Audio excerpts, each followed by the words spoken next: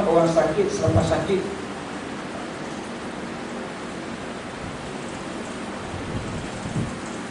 dia mendapat nikmat, mendapat rahmat, mendapat rezeki yang banyak dan sebagainya. Sebab tu kita duduk di mana pun dan dunia ni kita kena ingat, kita bukan hidup dalam keadaan bergantung pada nasib. Kita bergantung kepada ketentuan dan takdir Allah Subhanahu Wa Taala. 50,000 tahun sebelum Allah buat bumi ni, Allah dah takdirkan siapa yang akan pijak di atas muka bumi ni, dan dia akan hidup berapa lama, dia akan jadi manusia yang macam mana. Sebab tu kita tak boleh bergantung kepada nasib, kerana nasib tak selalu menyebelahi kita. Kadang-kadang nasib selalu menyebelahi kepada orang lain. Para hadirin yang dirahmati Allah sekalian, oleh kerana kita ada Tuhan, maka apa pun yang berlaku dalam diri kita sudah tentulah kehendak dia. Itu mudah. Bila berurusan dengan Tuhan ni mudah. Yang payahnya berurusan dengan manusia, kerana manusia ada hati, ada perasaan. Dia sentiasa nak bagi puas hati dia, dia sentiasa nak bagi puas perasaan dia. Sebab itu kita tak boleh ikut perasaan. Maka manusia harus ada kefahaman ini untuk hidup di atas dunia. Kalau tidak, dia tak hidup. Dia tengok orang tu tak sembahyang tapi kaya, dia tak berhati. Dia ni tak sembahyang pun tapi kaya raya. Aku sembahyang nak tinggal tapi nak makan pun tadi, dia tak berhati. Orang tu tak puasa, tak sembahyang pun, tak pernah sakit. Kita sembahyang, puasa tak tinggal, sakit banyak, dia tak puas hati. Tuhan apa ni? Bagi sakit je. Orang tu tak sembahyang pun, tak sakit-sakit. Dia nampak mengikut kaca mata dia. Sebab tu kita tak boleh gunakan mata kita untuk tengok ciptaan Allah yang tersembunyi. Kita cuma boleh tengok apa yang nampak dengan mata. Yang tak nampak dengan mata, jangan tengok dengan mata. Kalau boleh tengok dengan hati, tengok dengan hati. Kalau dengan hati pun tak nampak, serah kepada Allah. Dan Alhamdulillah pada malam ini kita juga bersyukur kehadirat Allah Subhanahu Wa Taala kerana kita masih hidup berbanding kawan-kawan kita yang dah meninggal dunia, dah pergi dah. Tak tahu kan nasib dia di sana, kita tak tahu.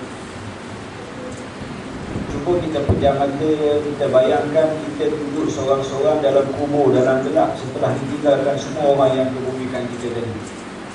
Macam mana keadaan dia di sana? Ada orang wonta-wonta minta tolong tapi siapa pun tak dengar. Ada orang yang sedang menikmati kebahagiaan di sana, seorang pun tak tahu. Cuba kita letakkan diri kita dalam salah satu keadaan, sama ada meraung minta tolong itu ataupun kita sedang menikmati kenikmatan di dalam kubur. Di kubur dan di dunia tak ada beza banyak sangat. Kalau di dunia kita pernah rasa nikmat dan pernah rasa susah, dalam kubur juga kita ada nikmat dan ada pernah rasa susah. Bezanya susah dalam kubur tak sama susah dalam dunia. Kalau sekiranya di dunia susah tak makan, kita boleh minta hak orang nak makan. Kalau di dunia ni orang kejar kita nak pukul kita, kita boleh minta tolong orang, minta bagi perlindungan. Dalam kubur tak macam tu.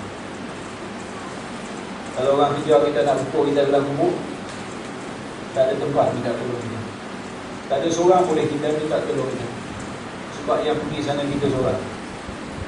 Walaupun dikuburkan beberapa orang dalam satu lubang, dia tetap menghadapi keadaan yang berbeza di sana, walaupun duduk satu lubang. Dan Alhamdulillah kita syukur kepada Allah, kehadirat Allah SWT, kerana kita masih beriman dan bertakwa kepada Allah, berbanding dengan orang-orang yang sudah tidak lagi beriman kepada Allah, tidak lagi takut kepada Allah. Ramai atas dunia ni orang takut kepada orang sehingga membawa syirik. Alhamdulillah. Na'udzubillah. Yang ni yang Nabi bimbang dan takutkan. Di akhir zaman, orang takut kepada orang sehingga membawa kepada syirik. Berapa ramai orang takut kepada Allah sampai menggigil, keluar air mata, takut.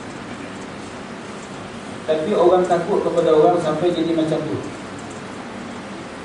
Jadi kita biarlah kita ni jadi orang yang takut kepada Allah. Biar sampai macam tu, sampai menangis kerana takut kepada Allah, sampai menggigil kerana takut kepada Allah.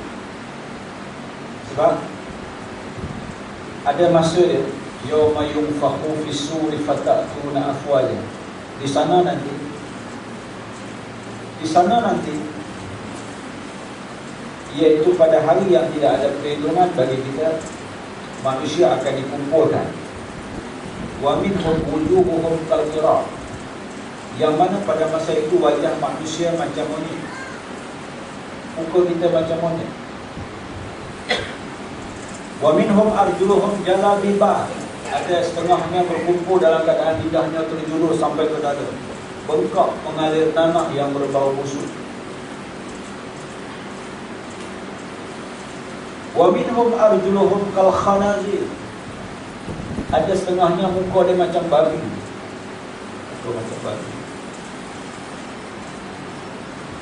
Siapakah mereka ini?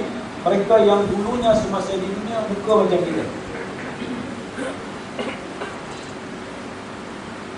Bila dia tengok kawan dia jadi babi, kawan dia jadi monyet, kawan dia terjulur lidah sampai ke dada, mengalir nanah yang berbau busuk, ada yang berjalan kakinya ke bawah, kepalanya ke bawah, kakinya ke atas.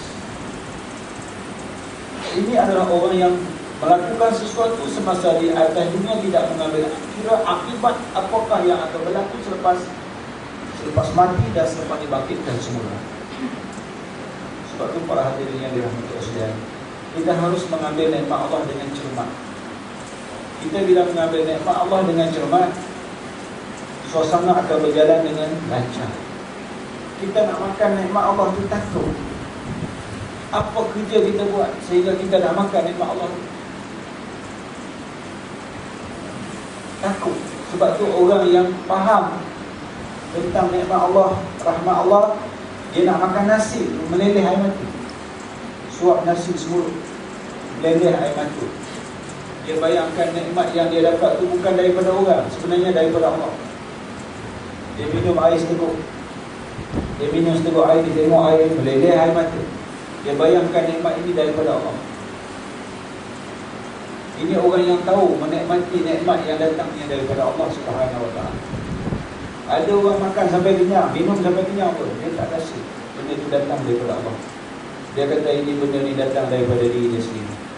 Usaha berat dia, usaha kuat dia. Sebab tu apa maknanya hidup atas dunia sebagai orang kaya tapi dia tak dapat rasa dia kaya. Jadi sesaat yang paling berat atas dunia.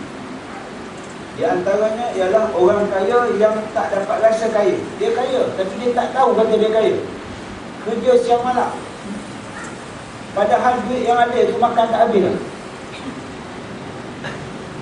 Kerja sampai tak semayang. Ini di antara tanda-tanda seksaan yang Allah bagi kepada manusia semasa atas dunia sebelum diseksa di hadapan Allah. Berapa ramai orang kaya dia tak tahu kata dia kaya. Hidup macam orang miskin, kerja sampai tak semayang, kerja siang malam sampai tak ada waktu ibadat langsung. Berapa ramai orang tak boleh datang mengaji, sembahyang jemaah kerana sibuk cari duit. Macam orang miskin, padahal dia kaya. Kita kalau kaya, jangan jadi macam tu. Mana tahu kaya apabila pendapatan kita lebih banyak daripada belanja kita. Kaya tu. Duit dalam bank dah beribu-ribu, berjuta-juta. Dia duduk kerja lagi makan. Maghrib tadi tak berhenti semayang. Lagak macam orang miskin, sebenarnya dia dah kaya. Pertama. Yang kedua, takut nak guna harta sendiri. Ini tanda Allah risau manusia. Duit banyak, semua simpan bank. Dapat duit simpan bank, dapat duit simpan bank. Dia takut nak guna duit dia sendiri. Duit dia takut nak guna, takut habis.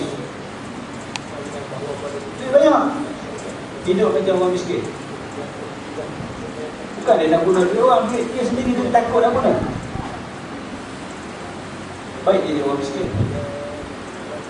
Bila dia mati besok, dia meninggalkan duit berjuta-juta dalam bank. Siapa guna duit dia? Anak dia akan guna duit tu buat maksiat kepada Allah.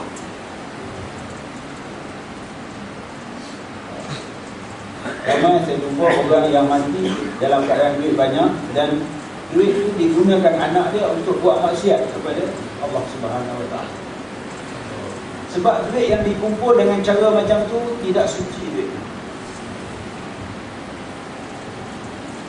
Sebab tu kita kena tahu, bila kita ada duit takut nak guna, kita kena ingat, ya Allah, aku duit banyak, ya Allah, dapat duit masuk bank, dapat duit simpan, kenapa aku ni nak guna bertakut duit aku? Kenapa takut nak guna? Ya Allah, rupanya aku sedang diseksa olehmu, ya Allah. Dah tahu ya? Ramai orang tak tahu, siapa nak bagi tahu dia? Benda-benda macam ni kita bagi tahu dalam masjid, dalam surau, dalam radio, dalam TV.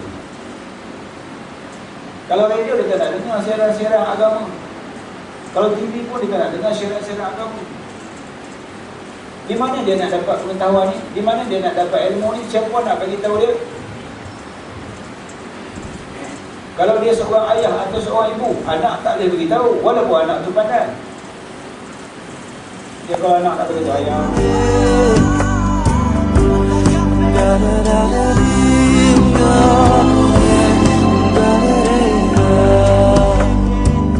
Obat hati ada 5 perkaranya. Yang pertama, baca Quran dan maknanya. Yang kedua, sholat malam dirikanlah. Yang ketiga, berkumpullah dengan orang soleh. Yang keempat, berbanyaklah berpuasa. Yang kelima, zikir malam perpanjanglah. Salah satu